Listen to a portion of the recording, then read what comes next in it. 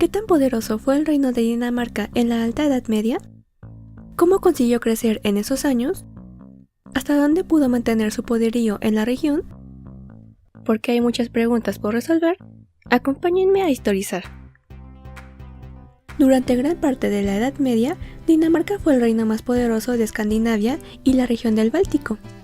El periodo de mayor esplendor del reino danés en ese periodo fue conocido como la Era Valdemariana, cuando el país fue gobernado por la Casa de los Valdemares y alcanzó su máximo auge en el siglo XIII. Por un lado, la posición geográfica de Dinamarca contribuyó a su crecimiento como potencia regional. El reino medieval de Dinamarca estaba situado en la península de Jutlandia y en parte de la península sueca. Entre ellas se encontraban también dos islas importantes, Selandia y Fionia, y un archipiélago de cientos de islas más pequeñas. De esa manera, el reino danés funcionaba como una puerta de entrada a los estrechos marítimos que conectaban la zona del mar Báltico con el mar del Norte. Por eso, la posición del reino llegó a depender en gran medida del control de las redes comerciales marítimas, lo que exigió el desarrollo de una organización basada en el dominio del mar, con ayuda de buques de rápido movimiento. Velocidad. Soy veloz. La expansión marítima de Dinamarca fue facilitada porque tenían un amplio acceso a estos barcos, tanto para el comercio como para la guerra, los llamados barcos largos. De esa forma, con el apoyo de sus ventajas tecnológicas, geográficas y económicas, los reyes daneses de los siglos X y XI comenzaron lentamente a establecer un gobierno más centralizado. La unificación y consolidación inicial del reino danés tuvo lugar bastante temprano, especialmente en comparación con los demás países escandinavos. Este proceso había comenzado bajo el reinado del rey Gorm el Viejo, considerado el fundador de la monarquía danesa. Después de él, su hijo, Harald Diente Azul, empezó a unificar el territorio danés tomando como base la adopción del cristianismo. Él llevó a los nobles daneses a apoyar el reconocimiento del cristianismo como religión oficial, pero no limitaba su poder a convertir a sus propios súbditos para unificar al pueblo danés. Harald también recibía tributos de los monarcas y magnates noruegos, además de los que ya recibía de los daneses. Oro, oro, oro, oro. Durante su reinado, se construyó una impresionante red de campamentos fortificados circulares, conocidos como las fortalezas de Trelleborg, en toda Dinamarca. Los éxitos de Harald se basaron principalmente en su relación con los magnates del reino y su habilidad en la guerra, y los reinados de sus sucesores fueron exitosos también al perseguir la política de expansión.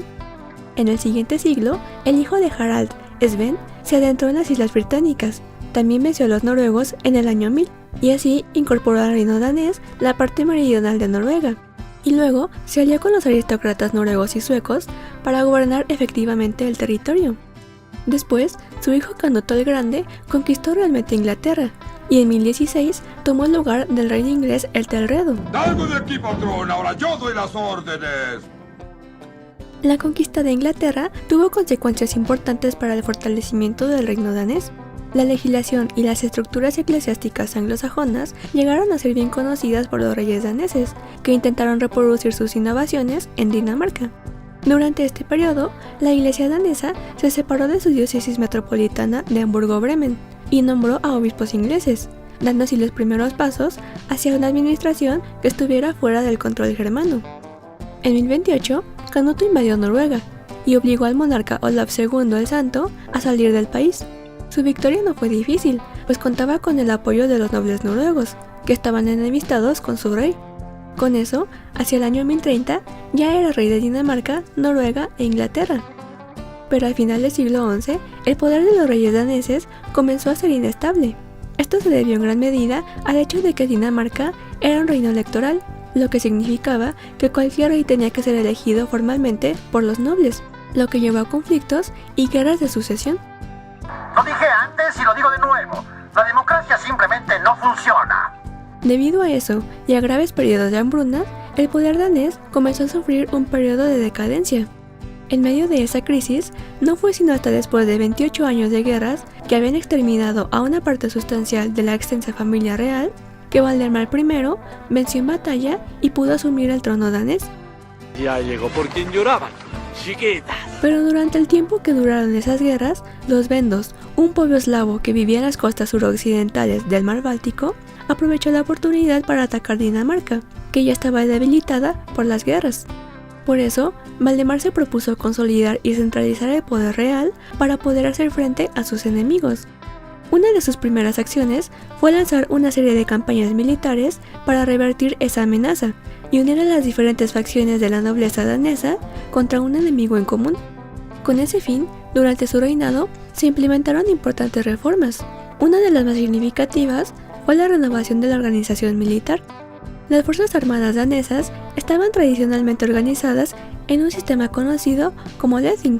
En él, el rey, los obispos y los magnates laicos tenían sus propios servidores personales, que eran guerreros a tiempo completo equipados por sus empleadores. De esa manera, se esperaba que la mayor parte de la población solo prestara servicio militar en determinadas ocasiones y durante un tiempo limitado. Se combinaba así la mano de obra de los campesinos libres con los séquitos aristocráticos, y así el número relativamente pequeño de barcos de los magnates podía ser reforzado por el gran número de campesinos. La flexibilidad de esa organización era notable, ya que se podía exigir el servicio a grupos reducidos en lugar de a toda la población. Sin embargo, también era muy lento en movilizarse, especialmente cuando el país se encontraba bajo ataque. ¡Máxima potencia! ¡Ya! La renovación del sistema fue su transformación en una guardia costera rotativa bajo control real, que proporcionaba a la corona una flota estacional e impuestos permanentes, lo que le daba mayores recursos tanto militares como monetarios. En ese periodo también se crearon las leyes provinciales. Con ellas, los reyes daneses reforzaron su autoridad, ya que ciertos delitos ahora se castigaban con sanciones automáticas, como el exilio o fuertes multas que debían pagarse directamente a la corona. Valdemar fue también el primer rey danés en ser coronado con una ceremonia que le daba legitimidad divina, mientras que su hijo Canuto fue coronado como rey menor junto a él, y así, al nombrar a un gobernante sucesor en vida, Valdemar pretendía asegurar una sucesión ordenada, lo que también le ayudó a resaltar la legitimidad de su dinastía. Todos mis movimientos están fríamente calculados. En las décadas siguientes, Canuto VI y su hermano y sucesor Valdemar II continuaron expandiendo el dominio danés a lo largo de la costa sur del Báltico, desde Hamburgo hasta Prusia. Ellos se centraron en ampliar y mantener su control sobre las zonas más ricas de la costa báltica. Esto eran los principados y ducados del norte de Alemania y las rutas comerciales hacia Rusia. Y en la primera década del siglo XIII, los principados y ciudades alemanas al norte de los ríos Elba y Elde aceptaron al rey danés como su monarca. Valdemar también llevó a cabo varias cruzadas contra los paganos del Báltico, en particular contra los prusianos, los livonios y los estonios. En ese siglo, el apogeo de la expansión imperial de Dinamarca se consiguió con la conquista de Estonia, con un ejército formado por nobles y guerreros daneses, alemanes y vendos.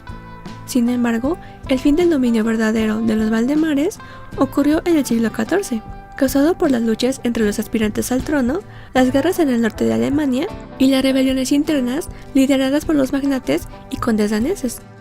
Cristóbal II fue elegido por los nobles como rey en 1320, pero a cambio les entregó en hipoteca numerosas provincias de Dinamarca.